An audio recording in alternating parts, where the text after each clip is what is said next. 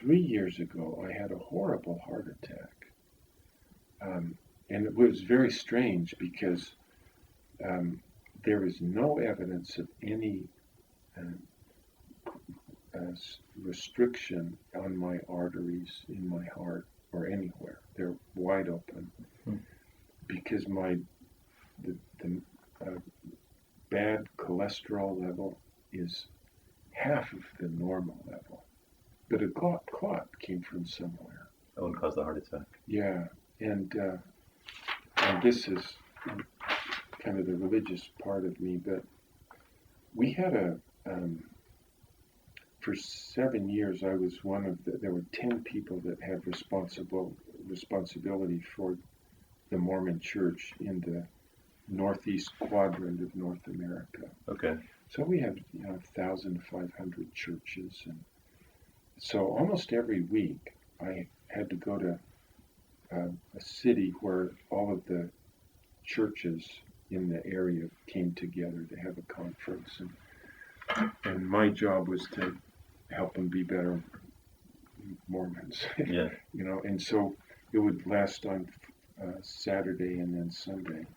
Is this being in charge of a stake or being at the level above the stake? Okay. And we call them area 70s. Area 70s. Okay. Yeah. So is that one step below the group in Salt Lake City? The quorum? The quorum of the 12 apostles. Okay. Yeah. So I got assigned to go to Montreal, where we're going to have this conference of the Montreal stake. Yeah. And the stake president in Montreal was a physician himself, and so we stayed at his home, and the meetings on Saturday, I think, were the most the feeling of that the Spirit of God was in the room was deeper than I have ever felt in my life. It was just extraordinary. And you walked out of that saying, just committed to improve our lives better. Mm-hmm. And then Christine we drove up there, and so we were sleeping in the extra room in their basement. And about 3 o'clock in the morning, I just had a horrible pain in my chest.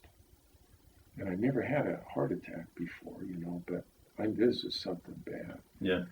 And I was laying there thinking, if I wake Christine up and tell her I got a problem, yeah, she'll go wake up the stake president, yeah, who's a doctor, and they're going to take me to the hospital, and it's going to screw up a wonderful stake meeting on Sunday. Yeah. And it just won me, and there are 2,000 members of the church who are going to come to that meeting.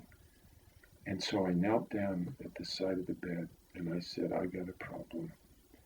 Whatever this is, could you please just make it go away so that we can have wonderful meetings on Sunday? And it went away. And I fell asleep, and the meetings on Sunday were comparable to the ones on Saturday.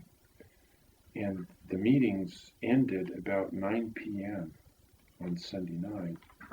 And so then we started to drive back to Boston.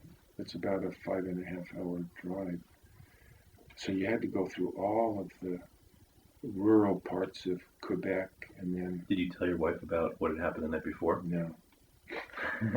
And then we went through the rural parts of But sorry, I don't mean to interrupt. Were you okay that day during the meeting? Yeah, I felt. So you had enough energy again. Yeah, did just fine. Wow. And went through all of the back. Went through Vermont and New Hampshire, and came back to Massachusetts. Mm-hmm. And then the next day was Veterans Day, and I went and